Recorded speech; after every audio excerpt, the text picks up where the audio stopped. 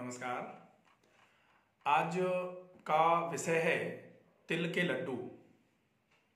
जैसे ही लड्डू का नाम आता है, लोग कैसे बनाना है, कितने खाने हैं, हम खा सकते हैं कि नहीं खा सकते, ये सवाल सामान्य तौर पर लोगों के मन में ज़्यादा से ज़्यादा आना चालू हो जाते हैं। तो तिल के लड्डू मुख्य रूप से ऐसे समय में जब अब शीत ऋतु आने वाली है, सर्दी की ऋतु आने वाली है, ठंडक बढ़ने वाली है, तो आपको कुछ ऐसा ध्यान रखना पड़ेगा कि आप अपने शरीर को अंदर से सर्दी के लिए प्रिपेयर कर लें। तो तिल जो हैं, तिल दो प्रकार के होते हैं, एक काले तिल और एक सफेद तिल। इसमें इंग्रेडिएंट क्या होंगे तिल के लड्डू बनाने के लिए? तो इंग्रेडिएंट्स में पहला है तिल, दूसरे नंबर पर आप तिल को बाइंड करने के लिए गुड़ का उपयोग कर सकते हैं। अब जैसे ही गुड़ की बारी आई तो डायबिटिक्स जो होते हैं उनको गुड़ की मात्रा या तो बहुत कम रख के तिल के लड्डू बना सकते हैं और या फिर तिल के लड्डू उनको छोड़ने पड़ेंगे। तीसरे नंबर पर आप इसके स्वाद को थोड़ा बढ़ाने के लिए और इनको थोड़ा सा पाचक बनाने के लिए आप इलायची का उपयोग कर सकते हो। तिल के साथ में गुड़ मिलाया हुआ है। आप वैसे तो पहले से ही तिल जो है वो ऊष्म तासीर का है, उष्णता पहुंचाने वाला है। गुड़ भी जो है वो चूंकि किसी उष्ण चीज के साथ अगर गुड़ को मिलाया जाता है तो गुड़ की तासीर भी गर्म हो जाती है।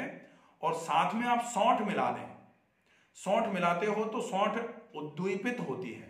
सौंठ जो है वो डाइजेस्टिव फायर्स को थोड़ा सा बढ़ाने का काम करती है, क्योंकि अगर डाइजेस्टिव फायर्स नहीं आए प्रॉपर तो फिर तिल को पचाना बड़ा मुश्किल हो जाएगा। तिल अपच कारक होगा, तिल अपच करवा देगा, और तिल ने अगर अपच करा दी तो लड्डू खाने का कोई फायदा नहीं है। फिर आप लड्डू खाओगे जरूर, आपका स्वाद जरूर पूरा होगा, लेकिन आपके स्वास्थ्य को कुछ नहीं मिलना। तो हम कोई भी चीज जो खाते हैं, खाने का उद्देश्य होता है कि स्वाद की पूर्ति अगर साइडवेज में हो जाए तो बहुत अच्छी बात है, लेकिन स्वास्थ्य की पूर्ति जरूर होनी चाहिए। तो तिल, गुड़, इलायची और सौंठ, इनका उपयोग आपको करना है तिल के लड्डू बनाने के लिए। अब आप कैसे बनाएंगे? तिल आपने काले या सफेद दोनों में से जैसे भी तिल आप लेना चाहें ले लें। सफेद तिल जो है कंपैरेटिवली इसमें ज्यादा मात्रा में मैग्नीशियम और कैल्शियम पाया जाता है। तो कैल्शियम सामान्य तौर पर जिन महिलाओं को 40 साल की उम्र के बाद जोड़ों में दर्द होना चालू होता है, उसका एक बहुत बड़ा कारण होता है कि धीरे धीरे करके उनकी हड्डियों में से कैल्शियम निकलना चालू होता है, ऑस्टियोपोरोटिक चेंजेस आना चालू होते हैं, ऑस्टियोपीनिया होना चालू हो जाता है। और कैल्शियम की कमी जोड़ों में और हड्डियों में दर्द कराना चालू कर देती है। ऐसे समय में हमें कैल्शियम रिच या तो आहार लेना चाहिए, और अगर हम कैल्शियम रिच डाइट नहीं ले पा रहे हैं तो हमें बायोकेमिकल कंपाउंड के फॉर्म में कैल्शियम लेना पड़ता है। आप तिल अगर लेते हैं सफेद तिल, तो सफेद तिल में अच्छी मात्रा में कैल्शियम होता है, मैग्नीशियम भी बहुत अच्छी मात्रा में होता है। तो ये मसल रिलैक्सेंट का बहुत अच्छा काम करेंगे। जो मांसपेशियों में जकड़न रहती है, मांसपेशियों में थकान बनी रहती है, क्रैम्प्स बने रहते हैं, वाइटेज इनको बहुत ज्यादा आते हैं, ऐसे लोगों के लिए भी ये तिल जो है सफेद वाला बहुत उपयोगी होता है। साथ में आपने मिलाया है गुड़। तो गुड़ जो है, गुड़ में आयरन बहुत अच्छी मात्रा में होता है। गुड़ म्यूकोलाइटिक नेचर का होता है। गुड़ एंटीबायोटिक का भी काम करता है, तो गुड़ एंटी इंफ्लेमेटरी भी होता है। गुड़ एंटीऑक्सीडेंट्स का भी काम करता है। तो साथ में गुड़ जो है वो एक्सपेक्टोरेंट का भी काम करता है। तो अगर गुड़ में इतने सारे गुण हैं तो गुड़ को क्यों ना खाया जाए? अब हम देखेंगे कि गुड़ को हम किस तरीके से उपयोग में लें कि गुड़ हमको अपने सारे के सारे गुणों को दे। गुड़ गुणों की खान, ये बहुत पुरानी कहावत है, गुड़ में बहुत सारे गुण होते हैं, लेकिन जब से गुड़ छोड़ करके हम चीनी पर आए हैं तो बड़ी प्रॉब्लम होना चालू हो गई है। अब हम देखते हैं तीसरे कंटेंट के बारे में। तीसरा कंटेंट है सौंठ, जो ड्राई जिंजर बोला जाता है, जिसमें जिंजिरॉन होता है। जिंजिरॉन भी एंटी इंफ्लेमेटरी है, एंटीबायोटिक है, म्यूकोलाइटिक है, एक्सपेक्टोरेंट है, ब्रोंकोडायलेटर है। इसके साथ में जिंजिरॉन जो है वो आपके पाचन तंत्र को थोड़ा सा इंप्रूव कराने का काम करता है, पाचन अग्नि बढ़ाने का काम करता है। तो पाचन अच्छी तरीके से हो जाए इसके लिए भी जिंजर जो है या सौंठ जो है वो बहुत उपयोगी मानी जाती है। कफ नाशक के रूप में भी ये काम करता है, तो आपने इसमें सौंठ भी मिला ली। अब आती है बारी इलायची की। इलायची सामान्य तौर पर इलायची को स्वाद वर्धक के रूप में इसमें मिलाया जाएगा, लेकिन इलायची के जो गुण हैं, इलायची, गुड़, सौंठ और तिल, तीनों की गर्मी को थोड़ा सा सम करने का काम करेगी, गर्मी को सोखने का काम करेगी। पेट में जाकर के जब ये लड्डू गर्मी पैदा कर रहे होंगे उस समय इलायची काम करेगी कि ये ज्यादा गर्मी पैदा ना कर पाए। तो वो इलायची का पाउडर आपने इसमें मिलाने के लिए रख लिया। अब आपको सफेद तिल को थोड़ा सा कढ़ाई में डाल करके हल्का सा उनको भूनना है, बिल्कुल हल्की सी आंच पर धीरे धीरे करके उसको चलाते हुए। उनको इतना टाइट नहीं कर देना है कि वो बिल्कुल पूरे सूख जाए, काले हो जाए, नहीं, हल्की सी आग पर थोड़ा थोड़ा सेक लिया। हल्का सा जब वो सिक जाए उसके बाद आप उसको थोड़ा सा कूट दीजिए। कूटना इसलिए ताकि वो तिल जो है वो टूटना चालू हो जाए, एक तिल के 2 या 3 टुकड़े 4 टुकड़े हो जाए, हल्का सा कूट टाइप का बन जाए वो। तो वो कूट गया ताकि लड्डू बनाने में बहुत आसानी रहेगी। और वैसे रखने को तो आप साबुत भी रख सकते हो, साबुत तिल को भी गुड़ के साथ मिला करके, सौंठ के साथ मिला करके, इलायची उसमें थोड़ा मिला करके आप डाल दो तो बन जाएंगे लड्डू। लेकिन जब आप उनको थोड़ा सा कूट दोगे तो वो स्वाद के दृष्टि से भी और खाने में भी वो आपको आसानी से चबा पाओगे आप उनको। तो आपने पहले रोस्ट किया, थोड़ा सा ड्राई रोस्ट करना है। उसके बाद फिर आपको उसमें एक कढ़ाई में थोड़ा सा गुड़ लेकर के उसको थोड़ा सा हल्का सा पानी डाल के उसको पतला सा गुड़ की चाशनी टाइप की बना लेनी है। और गुड़ की चाशनी बना करके फिर आप उस गुड़ की चाशनी को आग से उतारो। जब वो बिल्कुल ठंडी हो जाए उस समय उसमें गुड़ मिलाओ। और फिर आपने जो स्वाद के अनुसार आपने जो सौंठ और इलायची का पाउडर तैयार रखा था आप उसमें मिला करके फिर आप अच्छे से उसको चला दो। अच्छे से चला करके जब वो गुड़ के साथ जो आपकी तिल का कूट था वो अच्छे से मिल जाए, साथ में सौंठ और इलायची का पाउडर भी अच्छे से जब मिल गया है, तब फिर आप उस पूरे के पूरे जो मटेरियल आपका तैयार हुआ है, कढ़ाई में रखा हुआ है, उसके आप छोटे छोटे लड्डू आप अच्छे तरीके से, आप लड्डू बनाना तो जानते ही हैं, मुट्ठी बांधनी है और लड्डू बन जाता है, मुट्ठी खोलो लड्डू गिर जाता है। ठीक है, तो आप अच्छे छोटे छोटे से लड्डू बना करके रख सकते हैं। और इन लड्डुओं को आप 2 लड्डू एक बार में, अगर आपके छोटे हैं तो, अगर आपने इतने बड़े बड़े बना लिए हैं तो आधा लड्डू ही खा पाएंगे, तो छोटे छोटे बनाओ ताकि आप कह पाओ कि 2 लड्डू खा के आए हैं। हाँ, आधा खा के आए हैं, इतना बड़ा लड्डू और आधा खा के आए हैं, कहने में अच्छा नहीं लगता। छोटे छोटे बनाओ, छोटे छोटे बनाओगे तो क्वांटिटी आपकी अपने आप कम हो जाएगी, नहीं तो पता लगे एक लड्डू बड़ा सा खा लिया आपने, पूरे दिन भूख ही नहीं लग रही फिर। ठीक है, तो छोटे छोटे लड्डू। लेकिन आपको यह जरूर ध्यान रखना पड़ेगा कि अगर तिल आपने खाया है तो आप या तो पानी पिएंगे नहीं, और अगर पिएंगे तो पहले पी लेंगे उसके बाद तिल खाएंगे, और या फिर गुनगुना पानी पीना है आपको। नहीं तो कोशिश ये करें कि तिल के लड्डू अगर आपने खाए हैं तो पानी ना पिए।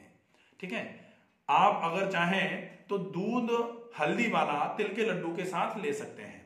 सामान्य तौर पर आप सौंठ मिलाई हुई है, इलायची मिलाई हुई है, गुड़ है, ये तीनों चीजें तो आप दूध के साथ ले ही सकते हैं।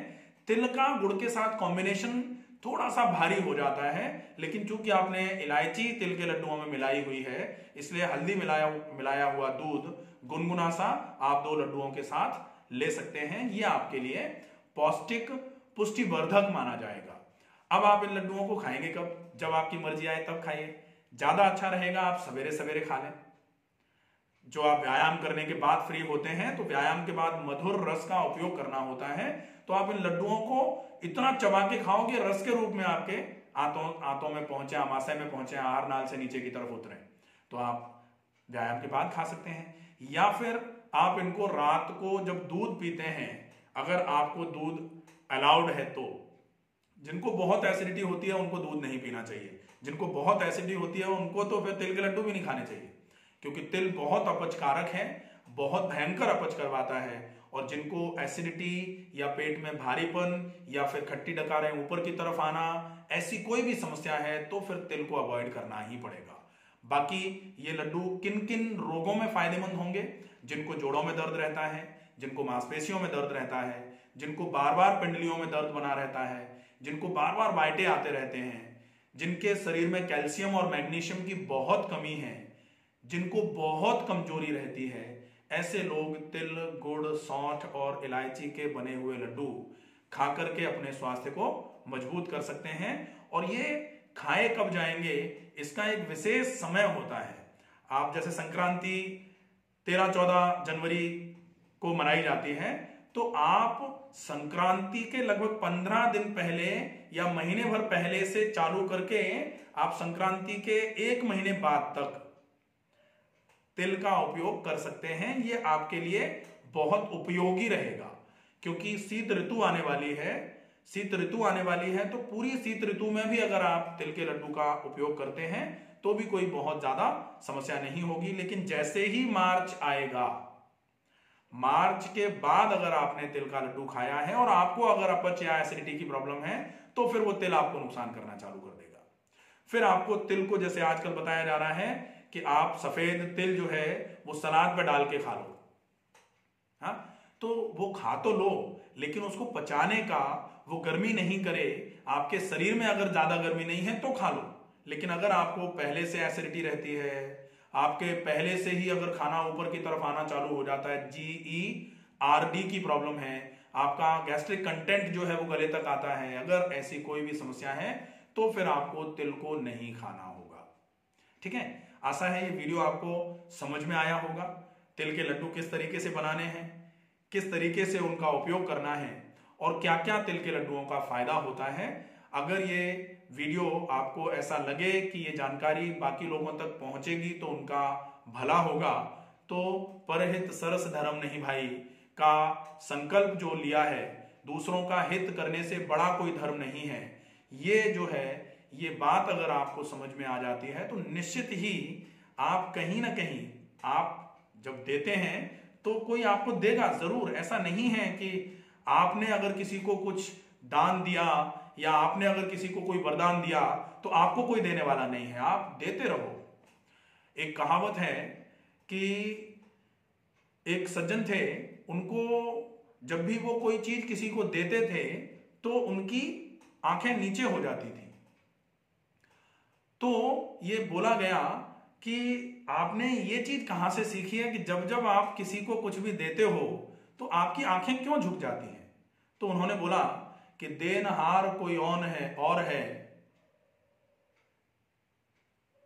जो देने वाला है वो कोई और है, लेकिन जो लगातार हमको दिए जा रहा है, देनहार कोई और है, जो देवत है दिन रैन, लगातार दिन रात जो हमको दिए जा रहा है, लोग भरम हम पे करें तासों नीचे नैन।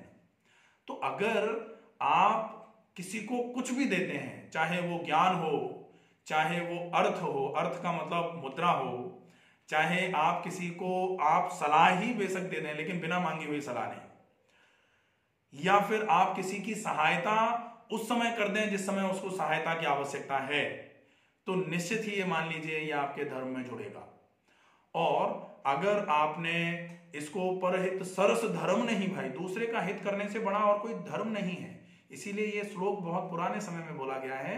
और पर पीड़ा सम नहीं अधमाई, दूसरे को अगर आपकी वजह से थोड़ा सा भी कष्ट मिला तो आप मान लीजिए इससे बड़ा अधर्म और दुनिया में कोई नहीं है। तो कोशिश करें कि ज्यादा से ज्यादा दूसरों को खुशी मिले, ऐसा हमारा व्यवहार हो, ऐसे हमारे वचन हों, ऐसे हमारे शब्द मुंह से निकलें, और किसी को कष्ट ना हो, कोई हमारी वजह से दुखी ना हो जाए, कोई हमारी वजह से परेशान ना हो जाए, इसका अगर हम ध्यान रखेंगे तो निश्चित ही आजकल जो बढ़ते हुए रोग हैं, इन रोगों में हम बहुत अच्छा फायदा ले सकते हैं। तो ये वीडियो आप ज्यादा से ज्यादा लोगों तक अगर शेयर कर सकते हैं तो प्लीज करिए। ये कंटेंट अगर ज्यादा लोगों तक पहुंचेगा तो निश्चित ही जिन महिलाओं को जोड़ों में दर्द या मांसपेशियों में दर्द या बाइटों की समस्याएं हैं, उनके लिए ये समय ऐसा है जिस समय अगर वो महीने 1.5 महीने भी तिल, गुड़ और सौंठ, इलायची के लड्डू लगातार खाती हैं तो उनके जोड़ों में दर्द की समस्या कम से कम 6 महीने, साल भर के लिए तो दूर हो ही जाएगी। ठीक है, स्वस्थ रहिए, सुरक्षित रहिए, अपना ध्यान रखिए, अपनों का ध्यान रखिए। नमस्कार।